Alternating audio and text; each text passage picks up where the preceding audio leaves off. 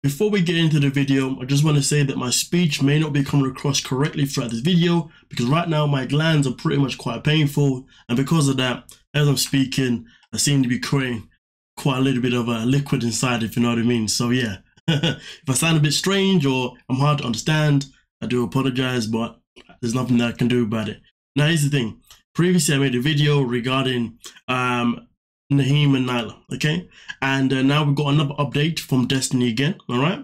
And in this one here, you see a picture of Naeem. And as you can see, there are 3 girls next to him. These 3 girls are his daughters. One of them happens to be the daughter that I'm speaking to right now, Destiny, okay?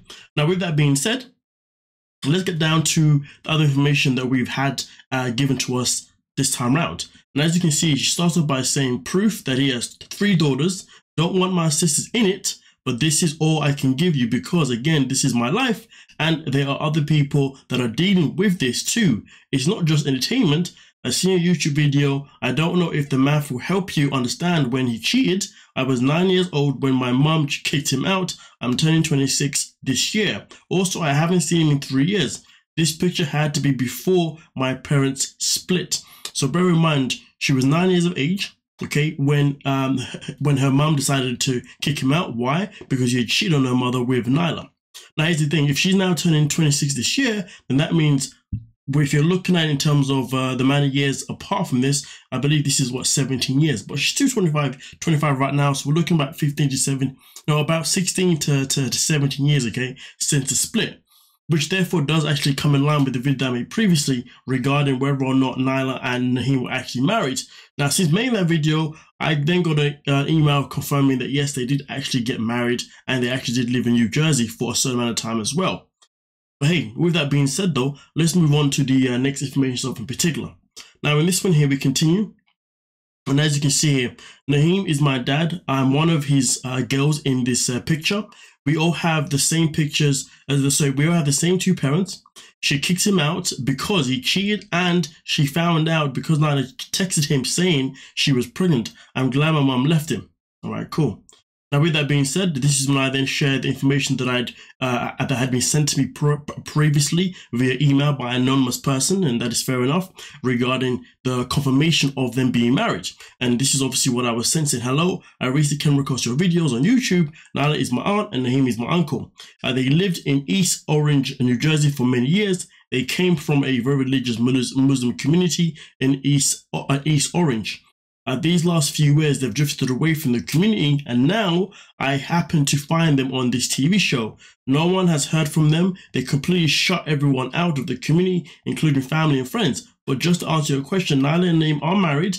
Naeem has 1 child with Nyla, and Nyla has 2 children from a previous marriage. And yes, they are related. They're cousins. In Islam, we're allowed to marry our cousins. So I sent this here because I just wanted to see, if, of course, you know, if they shared the same information. Because right now, you know, it's one of those things where you're getting information from more than one person, which obviously which therefore obviously gives us more confirmation that everything that we're being told is more of a fact than it is being alleged. Now, with that being said, though, there was a slight correction, and she responded by saying, "I don't know who this is, who this would have been. No, I wanted to know, to be fair." But Nyla actually has a total of 4 kids. The one with Naeem 2, and with the Egyptian man, and then her oldest son. But they have shut out the whole family. Everyone was contacting him about why he did this, and all he did was block everyone and moved away so no one knows where he lives now. And then at this point, I said, damn, a terrible behavior. I feel for his daughters, also including herself in particular. And I don't know what just happened there. I literally was meant to have another post that just disappeared. I believe this is the other one here I was looking for. My apologies there. Now, with that being said, we continue from where we left off. And as you can see here, she continues by saying, it's fine, we all grew up to be amazing women. We are okay without a father figure. My sister just graduated college, and he hasn't even been there. He hasn't even been there, so we're okay. 100, my mom was our mother and father. We just had to grow up early. And it's so sad, to be honest, with that people put in these positions where you have to kind of either grow up early or the sole parent or the single parent has to be the parent for both mum and dad. Do you know what I mean? And that's never really an easy job, an easy task. I mean, it's hard enough to be a parent even when you got both mum and dad in the picture. But when it's just you alone, like, come on. Really and truly, I don't know why people do these things and then take no responsibility. It is absolutely nuts. But with that being said, though, I just said, listen, it doesn't make it any right, though. He should be ashamed regardless. And then she finished off by saying that, I promise you he's not. He says horrible things about us all the time. He told me I didn't know how to be a part of a family. He's told me I have to watch my weight before I became fat like my mom's side of the family. He told me he didn't like my natural hair, my puff, which is absolutely ridiculous. Afro is beautiful, but whatever. And I should straighten it. I got called a BICTH and so many other things by this man. He's not ashamed of anything. And I just say, hey, listen, that's disgusting. No way to talk to your child. And that's where we end the conversation stuff in particular. But this is what I'm going to say right now, just to finalize the video.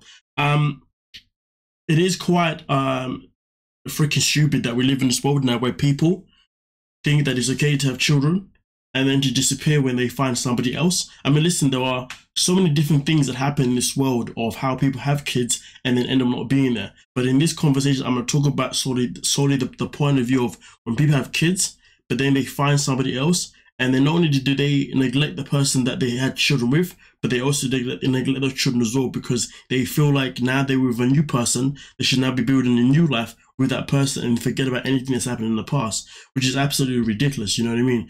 Fair enough, he may not love their mother anymore, and fair enough, he may have cheated on her because obviously he was a scumbag who didn't know how to be honest. You know what I'm saying? But at the end of the day, this does not mean that your children have to suffer in the process.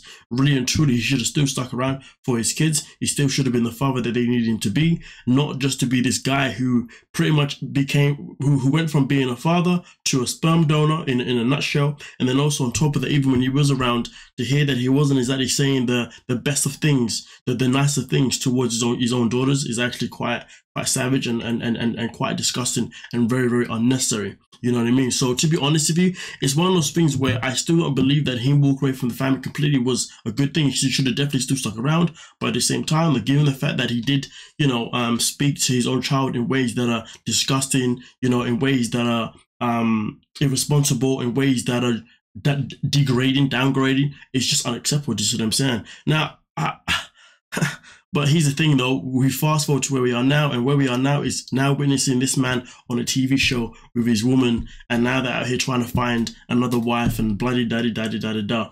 Honestly, the whole thing is nothing but an absolute freaking mess, to be honest with you. And it is a damn shame that this man has now been given a platform to be on TV, as well as Nyla's self in particular, to be honest with you.